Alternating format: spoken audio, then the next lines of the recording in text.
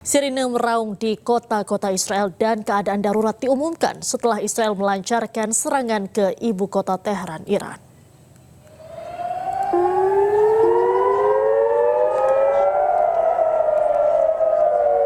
Sirine peringatan terdengar di berbagai wilayah, termasuk kawasan pelabuhan utama di Haifa.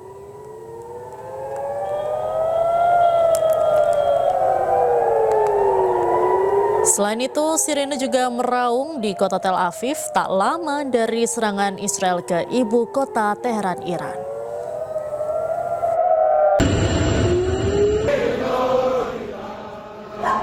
Sementara itu, usai peringatan sirine dan serangan balik dari Iran, sejumlah warga di Israel bersembunyi di bunker.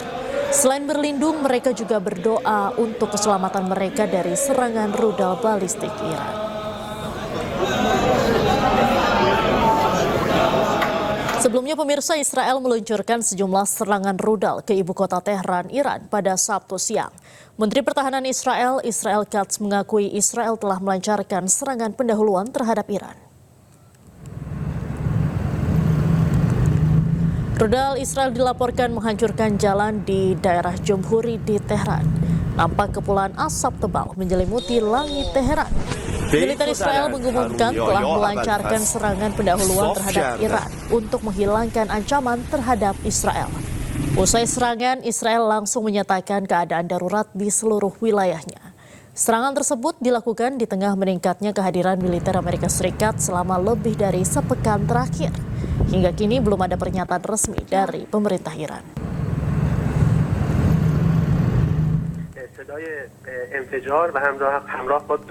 Sementara itu, dampak serangan Israel dan Amerika Serikat ke ibu kota Teheran, Iran, hancurkan sebuah bangunan di permukiman warga.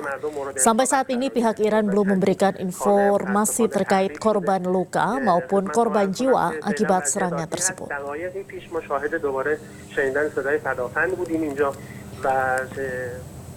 Situasi Timur Tengah kian memanas usai serangan Israel ke Iran. Sabtu siang ini, Presiden Amerika Serikat Donald Trump menyatakan serangan gabungan AS Israel terhadap Iran bertujuan untuk menghilangkan ancaman nyata dari rezim Iran.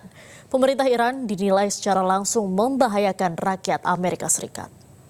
A short time ago, the United States military began major combat operations in Iran. Our objective is to defend the American people by eliminating imminent threats from the Iranian regime, a vicious group of very hard, terrible people. Its menacing activities directly endanger the United States, our troops, our bases overseas, and our allies throughout the world. For these reasons, the United States military is undertaking a massive and ongoing operation to prevent this very wicked, radical dictatorship from threatening America and our core national security interests. We are going to destroy their missiles and raise their missile industry to the ground. It will be totally, again, obliterated. We're going to annihilate their Navy. We're going to ensure that the region's terrorist proxies can no longer destabilize the region or the world and attack our forces and no longer use their IEDs or roadside bombs, as they are sometimes called, to so gravely wound and kill thousands and thousands of people, including many Americans. And we will ensure that Iran does not obtain a nuclear weapon. It's a very simple. Sebelumnya pada 13 Juni 2025, Israel melancarkan serangan berskala besar terhadap sejumlah target di berbagai wilayah Iran. Serangan yang dilakukan pasukan pendudukan Israel dan Mossad menargetkan fasilitas nuklir, instalasi militer, dan kediaman pribadi pejabat tinggi Iran. Hal ini menyebabkan kerusakan pada situs-situs nuklir utama dan menewaskan para pemimpin militer tertinggi Iran. Serangan ini merupakan yang terbesar terhadap Iran sejak Perang Iran-Irak 1980 hingga 1988. Konflik besar kembali mengguncang Timur Tengah. Amerika Serikat dan Israel melancarkan serangan militer terhadap Iran. dengan serangkaian serangan udara dan rudal yang dilaporkan mengguncang Tehran. Untuk membahas dampak dan implikasi kejadian ini, kita terhubung dengan Duta Besar Republik Indonesia untuk Iran tahun 2012 hingga 2016, Bapak Dian Wiranjurit. Selamat malam, Pak Dian. Selamat malam, Mbak Diandra. Suara saya jelas? Sudah jelas, Bapak. Bapak, Trump secara terbuka ini menyampaikan serangan ke Iran hari ini merupakan gabungan dua negara, yaitu Amerika Serikat dan Israel. Artinya ini Israel berhasil menyeret Amerika Serikat untuk perang terbuka, Pak. Terima kasih, Mbak Diandra. Tolong ingat yang perang bulan Juni yang lalu. Itu Israel yang memulai. Tapi karena ditangkal dan diserang balik oleh Iran, Israel minta bantuan induknya, Amerika Serikat. Nah, sekarang belajar dari itu mungkin Israel paham bahwa Iran tidak bisa dianggap remeh karena bisa membalas dan bahkan menyerang balik. Nah, sekarang ini terbukti bahwa memang Amerika dan Israel itu tidak bisa dipisahkan. Mereka memang selalu bersekongkol dalam menghadapi atau membuat narasi tentang ancaman Iran. Seperti yang tadi di video disampaikan oleh Presiden Trump itu. Buat saya sebagian besar yang disampaikan Trump itu jelas bohong itu. Trump itu memang kan dikenal satu ya memang sakit jiwa, kedua memang ucapannya tidak pernah ada yang bisa dipercaya karena bohong semua. Tadi pernyataan bahwa ancaman dari Iran sejak kapan, kalau mau jujur Iran mengancam negara tetangganya. Tidak ada satupun negara tetangga yang pernah diserang Iran. Dulu Irak dulu menyerang Iran, dibalas baru gencatan senjata. Kemarin itu jelas Israel yang memulai, dibalas dengan bantuan Amerika, dibalas dengan Iran. Sekarang juga Iran tidak akan tinggal diam. Tapi saya mau ingatkan, apa yang disampaikan Trump itu semua yang sebagian besar bohong. Ancaman bukan dari itu, tidak benar. Ada apa namanya ribuan orang Amerika di Iran mau disuruh keluar. Sejak kapan ada orang Amerika di sana? Orang mereka tidak punya hubungan diplomatik kok. Yang ada mereka turis mungkin dengan paspor ganda. Itu pun tidak banyak. Yang banyak dari Eropa malah. Baik. Sebagian besar bohong. Nah, berarti kalau misalnya dilihat dari sejarahnya, Iran ini tidak pernah melakukan serangan duluan, melainkan membalas ya, Pak ya? Betul, betul. Sejak revolusi Iran berhasil mendirikan Republik Islam Iran tahun 79, Iran tidak pernah. Tapi catat Amerika, berapa puluh kali sepanjang sejarahnya sejak Perang Dunia saja, puluhan kali. Dan yang dilawan semua negara-negara yang tidak seimbang. Terakhir Venezuela. Kalau Venezuela dalam sekejap bisa ditundukkan, silakan coba Iran. Perang bulan Juni lalu membuktikan Iran punya kemampuan yang luar biasa, tidak bisa diremehkan. Baik, kalau kita flashback ke perang tahun lalu, perang 12 hari ini, serangan Israel ke Iran itu kan juga terjadi saat ada negosiasi nuklir. Kemudian ada serangan dadakan dari Israel. Nah, sama halnya seperti serangan hari ini juga di tengah perundingan nuklir. Ada kesamaan pola sepertinya ya Pak. Jadi seperti awalnya mengajak berunding, tiba-tiba diserang. Anda melihatnya seperti apa? Betul sekali Mbak Diandra. Itulah yang dilakukan oleh orang-orang pengecut seperti Netanyahu dan Trump. Membujuk orang berunding tapi mendadak melakukan serangan. Serangan kali ini double kebiadabannya Netanyahu dan Trump itu yang memang tidak punya akal sehat ya. Dilakukan ketika umat muslim melakukan ibadah bulan Ramadan. Nah, buat saya ini satu pelecehan terhadap agama yang pasti tidak akan dibiarkan oleh Iran. Baik. Menurut Anda, sekutu Iran seperti Rusia dan juga Cina ini akan ikut terlibatkah dalam perseteruan ini? Pertanyaan bagus, Mbak. Tapi begini, kalau melihat skala yang sekarang ya dari yang beredar di video hari ini, serangannya masih terbatas. Kalau dilihat tadi video yang pertama tadi, ada 2 ledakan di tengah kota Iran yang luasnya lebih kurang sama dengan Jakarta kira-kira ya. Itu berarti di tempat-tempat titik-titik yang tertentu masih terbatas. Saya kira Cina dan Rusia juga masih punya masalah dalam negerinya. Cina dan Rusia masih akan mempertimbangkan dengan hati-hati kapan mereka akan masuk. Yang pasti persenjataan mereka sebagian besar sudah dikirim ke Iran. Senjata-senjata canggih baik rudal maupun penangkal rudal, baik pesawat maupun perlengkapan militernya sudah ada di Iran. Iran sudah siap lebih baik daripada ketika bulan Juni. Artinya apa? Kalau skala ini ditingkatkan oleh Israel menjadi lebih besar dan liar, Iran akan melakukan hal yang sama. Hari ini saja sudah dilihat balasannya Iran sudah bisa menjangkau pangkalan-pangkalan militernya Amerika di kawasan. Artinya apa? Sebuah negara yang berdaulat sendirian harus menghadapi dua negara dengan berbagai macam kehebatan militernya dalam bentuk pangkalan yang tersebar, tapi pangkalan itu pun sudah dalam jangkauan Iran. Artinya apa?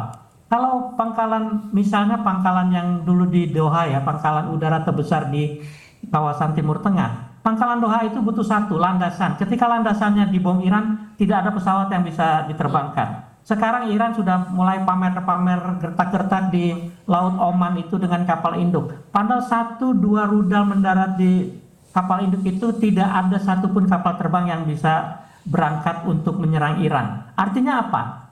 Israel dan Amerika masih terlalu gegabah kalau menganggap serangan kali ini akan lebih hebat dan balasan Iran tidak akan dianggap remeh.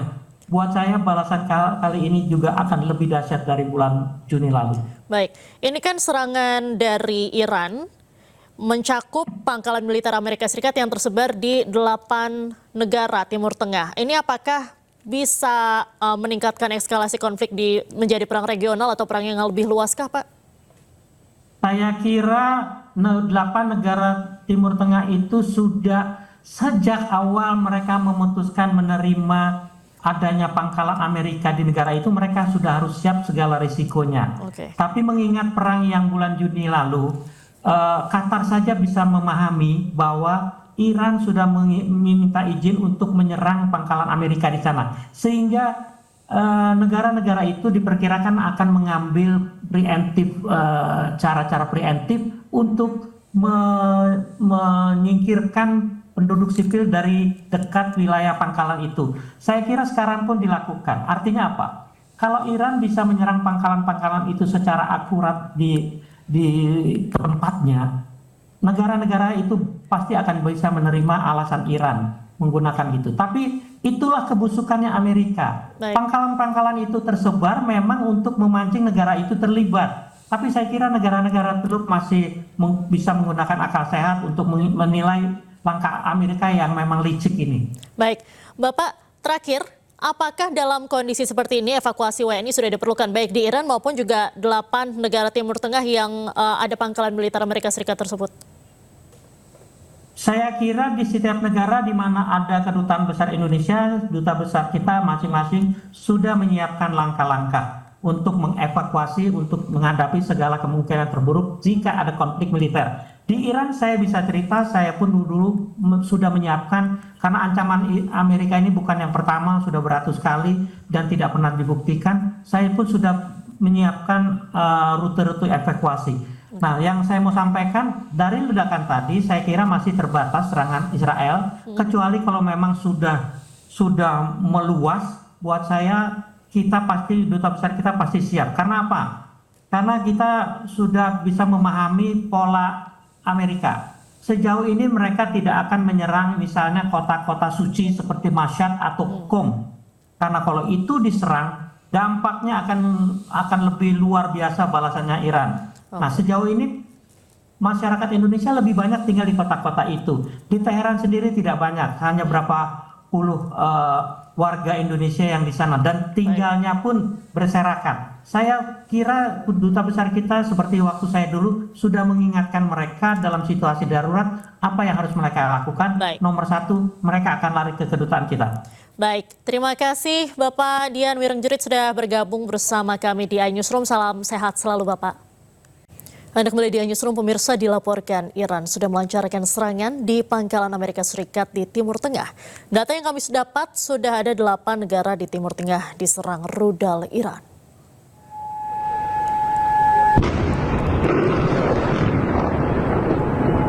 Iran melancarkan rudal terhadap pangkalan Amerika Serikat di Bahrain. Ledakan besar tersebut terjadi di kota Manama, Bahrain. Ya Allah, ya Allah, ya Allah. Selain itu, Iran juga menargetkan pangkalan Amerika Serikat di Qatar. Namun serangan tersebut dicegat oleh sistem pertahanan Qatar. Menurut sejumlah saksi, serangan Iran ke pangkalan Amerika Serikat di Doha, Qatar dilakukan secara bergelombang.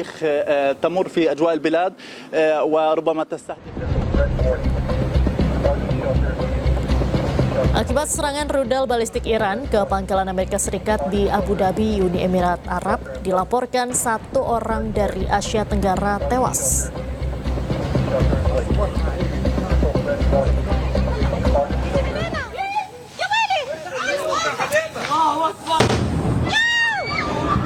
Ledakan besar juga terjadi di pangkalan Amerika Serikat di wilayah South Yordania.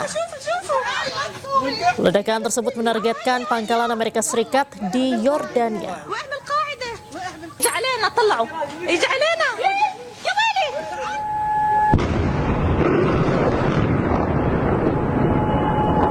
Sementara itu diduga rudal balistik Iran jatuh di kota Amman, Yordania. Rudal tersebut jatuh di dekat Bandara Queen Alia di daerah Marj al-Hamam. Ya Allah, ya Allah.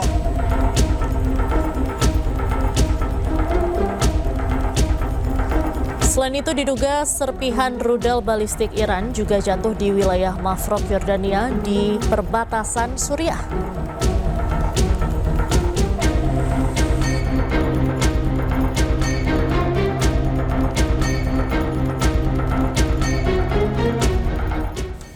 Iran sudah melancarkan serangan balik terhadap pangkalan Amerika Serikat di Timur Tengah. Sudah ada 8 negara di Timur Tengah diserang rudal Iran. Dan berikut daftar negara yang diserang oleh Iran. Pertama, Iran menyerang pangkalan Amerika Serikat di Doha, Qatar. Kedua, Iran melancarkan serangan ke pangkalan Amerika Serikat di Abu Dhabi dan Dubai, Uni Emirat Arab.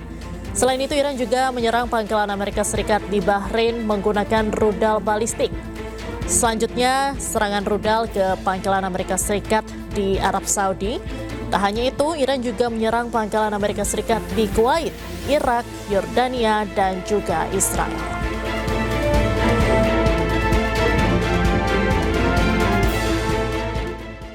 Ketegangan di Timur Tengah kembali memuncak setelah Amerika Serikat bersama Israel melancarkan serangan militer ke Iran.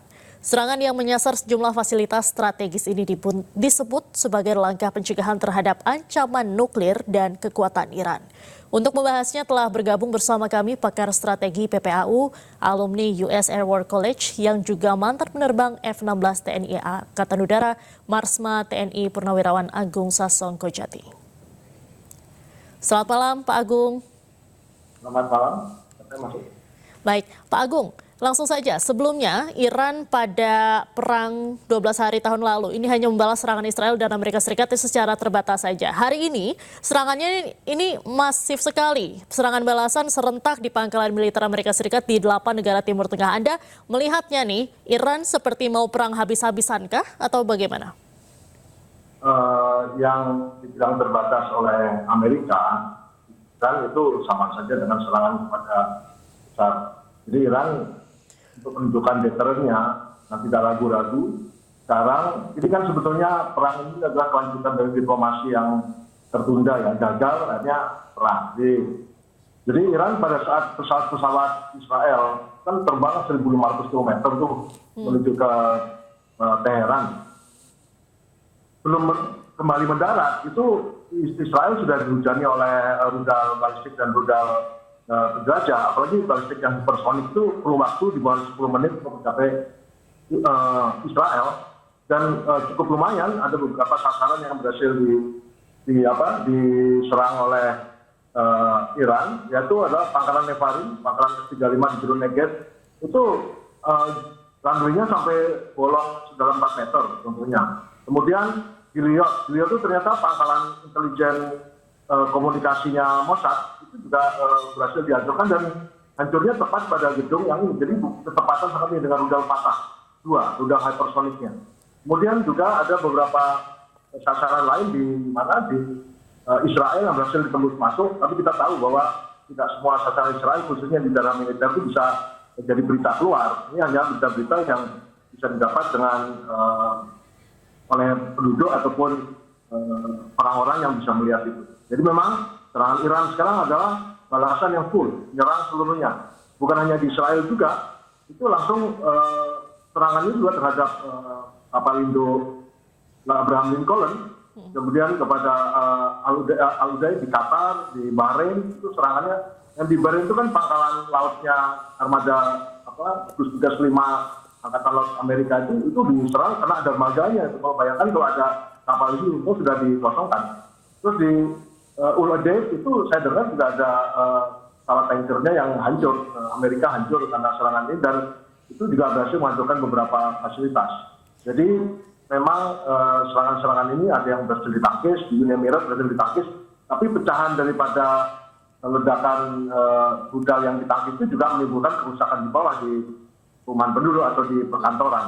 Jadi memang Iran membalas dengan tidak tanggung-tanggung. Dia sesuai dengan omongannya, dia kirim ke Israel, dia kirim juga ke pangkalan Amerika di Timur Tengah, dan juga mereka mengincar kapal Indo Abraham Lincoln.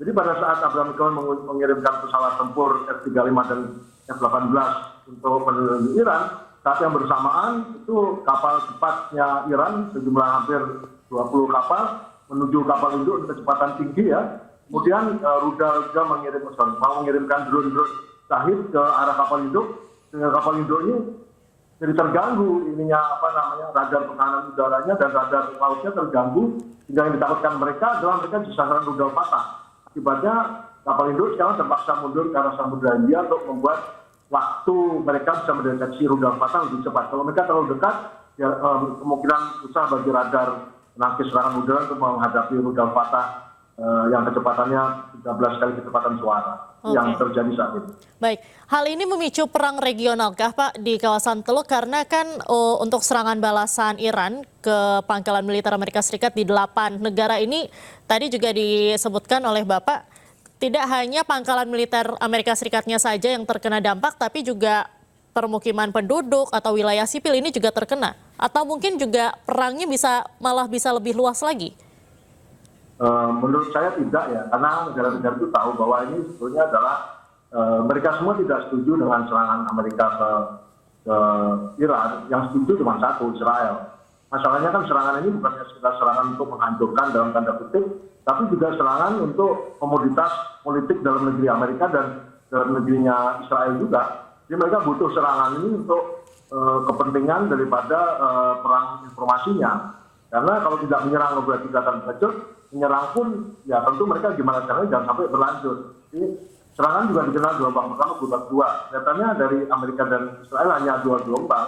Selanjutnya mereka pikir-pikir lagi karena jauh sekali ya dari kapal induk di Abraham Lincoln di kira-kira 1000 nautical mile dari pantai Iran, dan dari Jordania dari Israel menyerang 1.500 km. Wah, itu jarak yang sangat jauh dan risiko cukup besar. Memang sekarang berhasil menghancurkan beberapa sasaran di Iran, bisa di Fordo di kapasitas pengayaan uranium, dan juga menghantam di markas besar Garda Revolusi daripada Iran, dan berhasil membunuh salah seorang petinggi militer di sana. Itu sudah cukup bagi mereka, tapi untuk membuat regime change dan segalanya ya tidak cukup, karena tidak ada pasukan bawah atau pasukan pemberontak atau separatis Iran yang siap mengalahkan pemerintah, karena pemerintah Iran sangat kuat. Itu yang mungkin tidak bisa terjadi, sehingga kemungkinan perang secara regional tidak terjadi. Karena mereka tahu juga Iran itu membalasnya untuk membalas, bukan menyerang duluan. Dan pangkalan-pangkalan itu adalah pangkalan milik negara lain, tetapi di sana adalah pangkalan yang sudah didedikasikan, dedicated untuk pesawat Amerika, untuk pangkalan udara Amerika. Nah, untuk sekutu Iran, Pak, seperti Rusia dan juga Cina, menurut pandangan Anda akan ikut terlibatkah? Dan apabila mereka ini ikut terlibat, apakah ini juga eskalasinya juga ikut meningkat? Kalau saya ya melihat bagi Rusia, serangan ini adalah berkah strategis mereka untuk mengalihkan sumber daya dan atensi Amerika dari Ukraina. Tapi sesungguhnya keberhasilan Fatah 2 menembus Gilead dan Nevatim, jadi di pangkalan Gilead Nevatim dan pusat informasi atau pusat komunikasinya Mossad di Beirut itu menggunakan teknologi thermal shielding dan hypersonic guidance dari Rusia. Karena Rusia punya pengalaman operasional dengan rudal Kinzhal dan zirkonnya. Nyatanya Fatah 2 itu mendapatkan teknologi dari situ. Kemudian intelligence gatheringnya juga atau pesawat ewek Rusia yang beroperasi di Suriah itu sudah memberikan data elektronik order of battle Israel kepada Teheran. Jadi real time tahu dia terbang kapan, kemudian kapan harus serangan ke Gilead itu Iran bukan hanya menyerang dengan rudal Fatah dan kombinasi rudal dan drone, tapi juga menggunakan serangan cyber attack sehingga membuat agak ada gangguan dalam penerimaan di sana di Gilead. Bayangkan Israel diserang cyber attack oleh Iran sebelum serangan masuk ke Gilead. Kemudian Rusia membiarkan ruang udara Suriah digunakan sebagai area proksi Iran. Jadi Rusia kan masih punya pangkalan udara di Suriah. Jadi proksi Iran masih bisa mematikan radarnya bila ada pesawat yang menyerang. Jadi membantulah informasi. Untuk Cina sendiri, wah ini intinya Cina pasti bantu Iran. Kenapa? Energy security. Karena customer utama minyak Iran itu kan Cina. Nah, serangan Israel ke kilang minyak Abadan adalah serangan terhadap ketahanan energi Cina. Mungkin Beijing memberikan kredit tak terbatas bagi Iran untuk membeli senjata agar ekonominya tidak kolap. Yang kedua, pasti Cina bersama Rusia akan memberikan veto bila ada resolusi Dewan Keamanan yang menyebutkan Iran sebagai agresor. Mereka menyebutkan sebagai hak membela diri. Dan juga Cina mendukung dengan sistem satelit Beidou yang memberikan alternatif navigasi bagi Iran untuk melaksanakan serangan dan kegiatan lain yang membutuhkan sinyal-sinyal satelit menggantikan satelit GPS Amerika. Baik. Terima kasih Bapak Agung Sasongko-Jati sudah bergabung dengan iNewsroom hari ini. Salam sehat selalu Bapak. Terima kasih, selamat malam.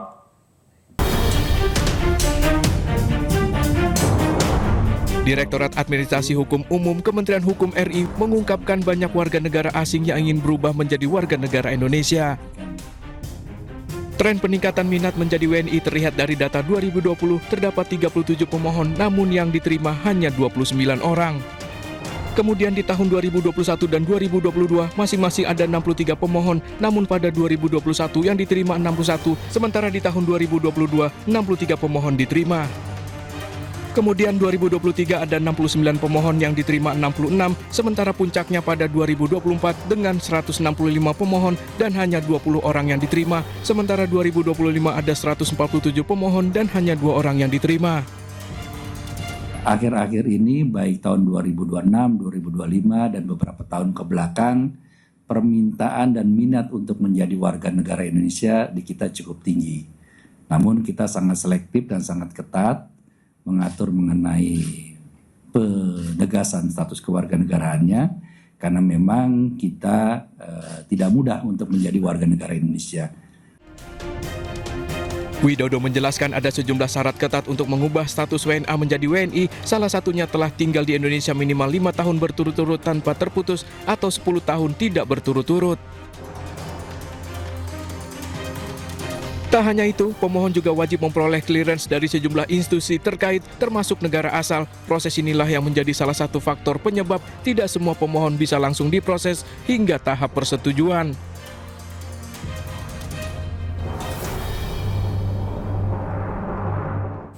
Direktur Utama Lembaga Pengelola Dana Pendidikan LPDP Sudarto peringatkan para alumni beasiswa LPDP untuk patuh menyelesaikan pengabdiannya usai menempuh pendidikan.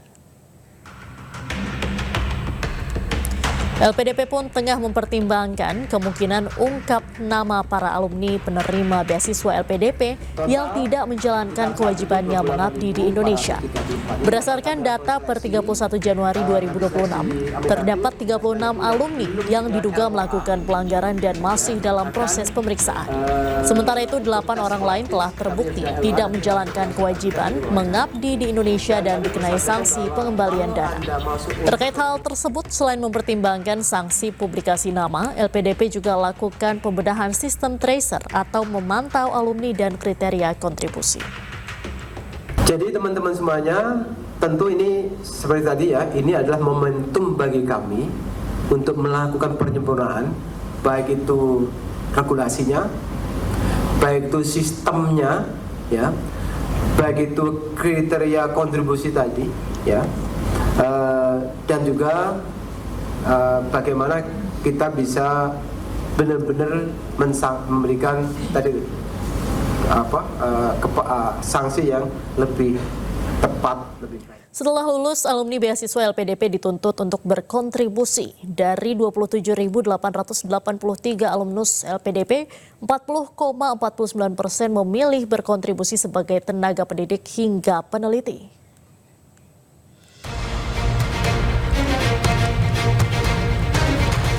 Dari 27.883 alumnus LPDP, sebanyak 65,46% berkontribusi di sektor publik.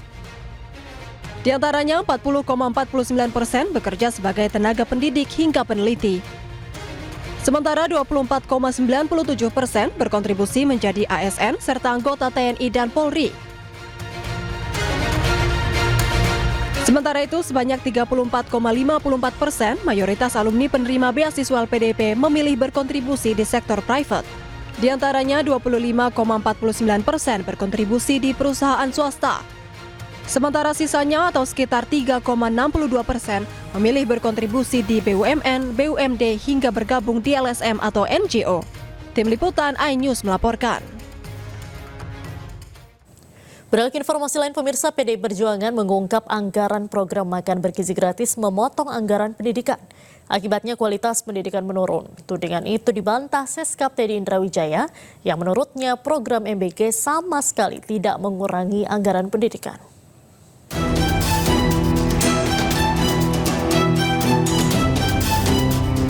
Partai oposisi PDI Perjuangan mengkritisi program unggulan Presiden yaitu makan bergizi gratis. Dari temuannya, PDIP menyebut anggaran MBG tidak berdiri sendiri, melainkan diambil dari anggaran pendidikan.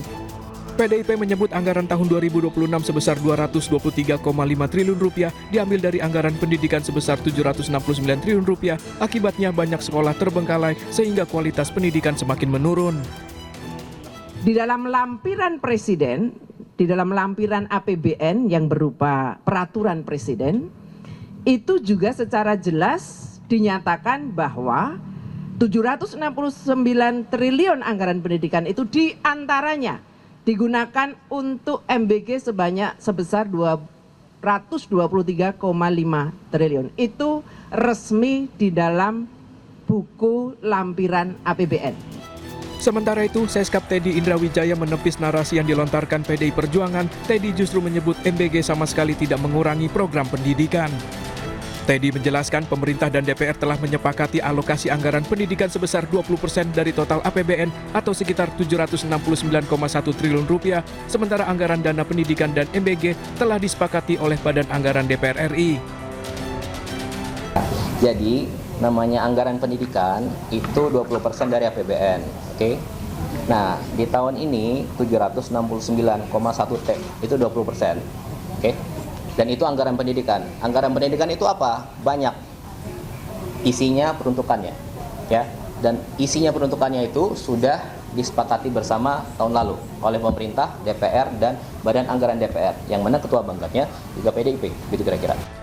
Teddy juga menyebut sejak program MBG dijalankan tak ada program pendidikan yang dihentikan, bahkan bertambah seperti Kartu Indonesia Pintar hingga Sekolah Rakyat. Sementara itu, PDIP bersikukuh jika program MBG perlu dievaluasi, bahkan melarang kader partai untuk terlibat dalam jaringan bisnis program MBG. Tim Liputan iNews melaporkan. Anak kembali di iNewsroom, pemirsa. Selain suaminya, Gubernur Kalimantan Timur Rudy Masud disorot karena anggaran mobil dinas senilai Rp8,5 miliar. Syarifah Suraidah yang tak lain istri Rudy Masud juga disorot. Namun bukan karena mobil dinas mewah, melainkan gaya busananya yang dinilai glamor.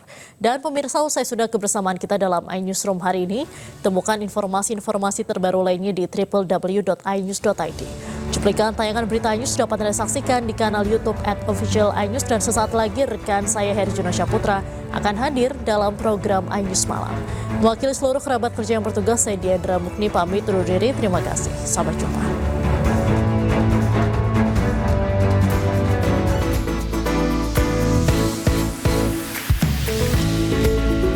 Namanya Syarifah Suraidah. Ia bukan model, bukan pula pesohor.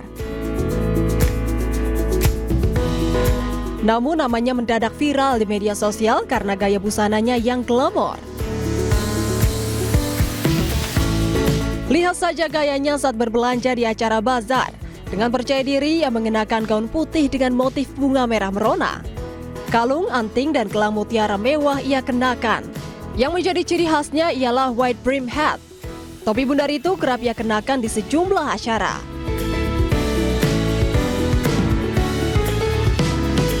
Ya, selain menjabat sebagai anggota DPR RI, Syarifah adalah istri Gubernur Kalimantan Timur, Rudi Masud.